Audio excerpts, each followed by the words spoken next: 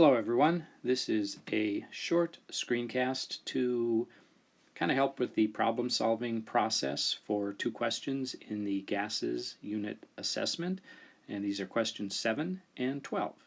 And question 7 is up right now, deals with the reaction of hydrazine, N2H4, to make ammonia gas and nitrogen gas. And the question is, we need to find the total volume of gases at a given temperature and pressure that are produced by the reaction of a certain mass of hydrazine. So, problem solving process, this is what we know. We know the mass of hydrazine, so that's kind of our starting point. And then what we'd like to get to is the total volume of gases, so we want to find that. That's our ending point. And we need a way to get from one to the other. Okay, well, I'm going to start with what we know, and we have 4.4 times 10 to the 6th grams of hydrazine in this particular case. And so let me just write that down. And then we're going to think about what we need to do, like in terms of conversions and so on, to get from there to what we want to find, which is the total volume of gases. So these are our two gases. And I want to just note, if we want to find the total volume of gases, what's going to help us with that? Well, we know gas volume is related to pressure, temperature, and number of moles by the ideal gas law. So we're trying to find volume. That means if we know pressure, number of moles, and temperature, we'll be able to do so. And we're given the pressure, and we're given the temperature, so the question's really going to be to find the moles of the gases that are produced. And note, we want the total volume of gases produced, and the stoichiometry of the reaction is that 3 moles of hydrazine produces 4 moles of NH3 and 1 mole of N2, so that produces a total of 5 moles of gas. So that pretty much lets us know now how we're going to work through this problem. We want moles of gas. We know grams of hydrazine, so we're going to need to convert grams of hydrazine into moles of hydrazine.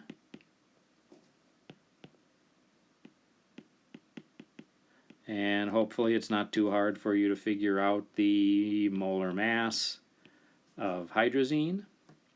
And then that will allow us to convert grams of hydrazine into moles of hydrazine. And then remember, we wanted to find the moles of gas, and we can do that from the moles of hydrazine. So we saw that 3 moles of hydrazine produce 4 plus 1 or 5 moles of gas. And notice, we don't need to distinguish between ammonia and nitrogen. It's just the total amount of gas, total moles of gas.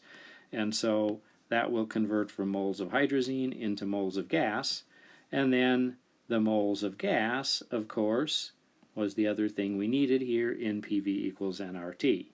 So PV equals nRT, and we want to find volume.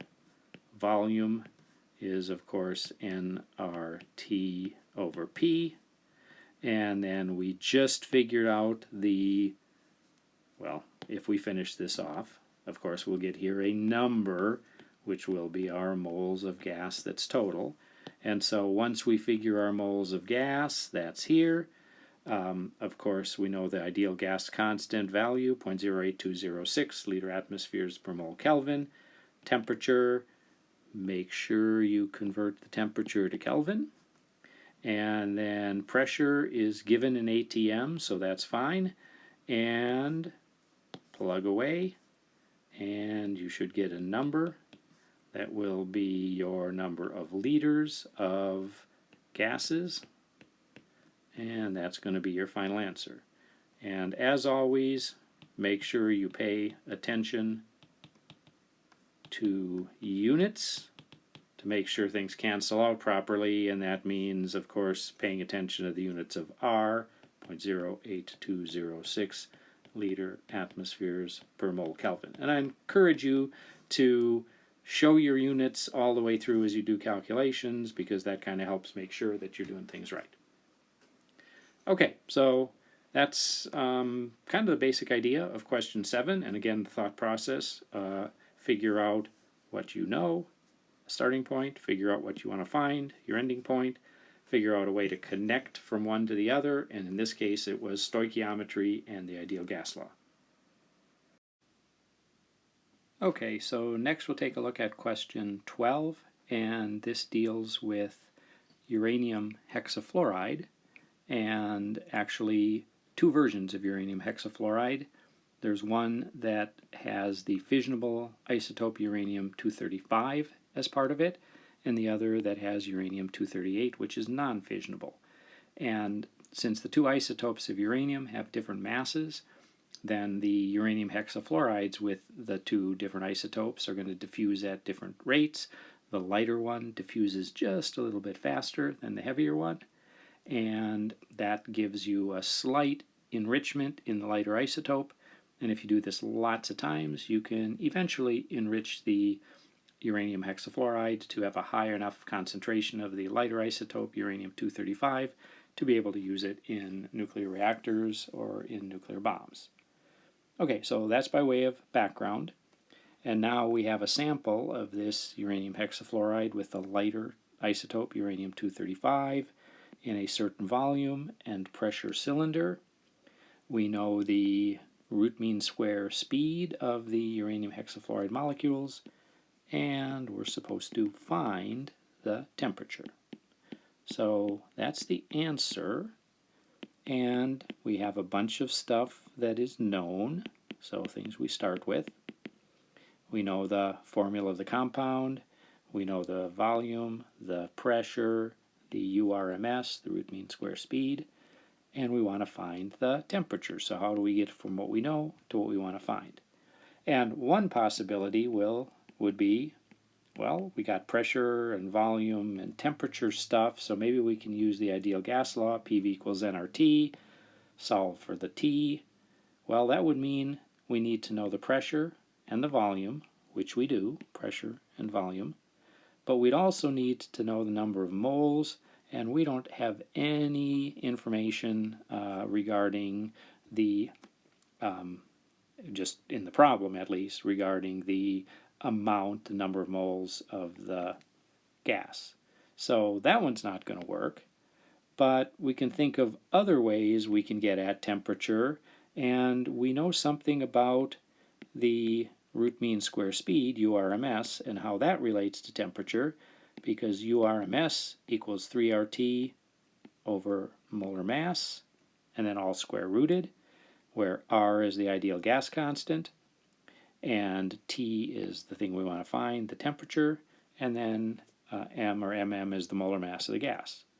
So that looks promising. I'm going to write it this way, 3RT over molar mass to the 1/2 power. Either one of those are things we can do. And so if we want to do this, we have an equation. We could solve for T. We know the URMS, and we know the formula, so we should be able to get the molar mass, and of course R is a constant, so that's promising. So we should be able to solve for T, and then plug in values, and get our answer. I'm just going to note right from the start, it's always important to pay attention to units, but on this one it's particularly important to do that. You won't get it right unless you do. So let's solve for T. So we want to get T by itself. So that means we're going to want to square both sides of this equation. And if we square both sides of the equation, we get URMS squared, and that equals 3RT. Squaring the square root gets rid of that squaring and the square root, and then over molar mass. And again, we're trying to solve for T, so that would mean T is URMS times, squared, times molar mass over R and 3. So let's see, should be able to plug in URMS, find molar mass, plug in R, find T, should be good to go. Okay, now let's take a look at that a little more closely. URMS, the value is given, so it's going to be a number of meters per second, and that gets squared.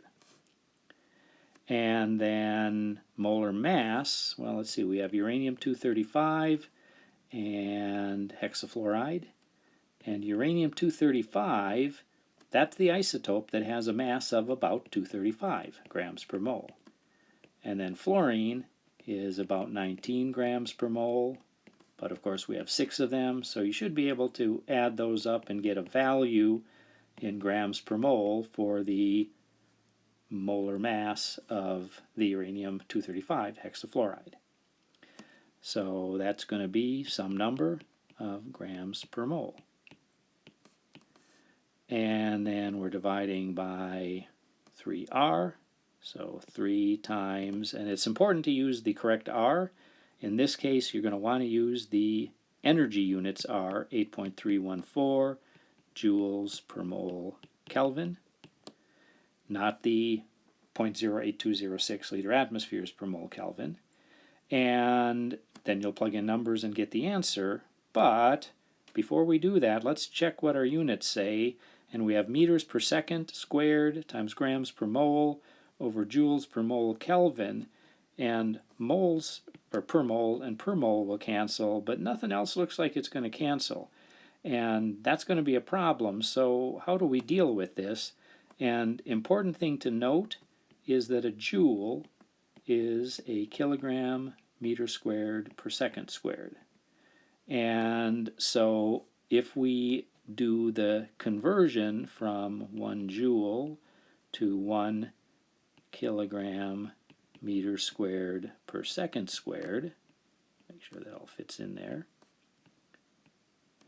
then we're going to note that meters per second, and that gets squared, meters squared per second squared, those will cancel.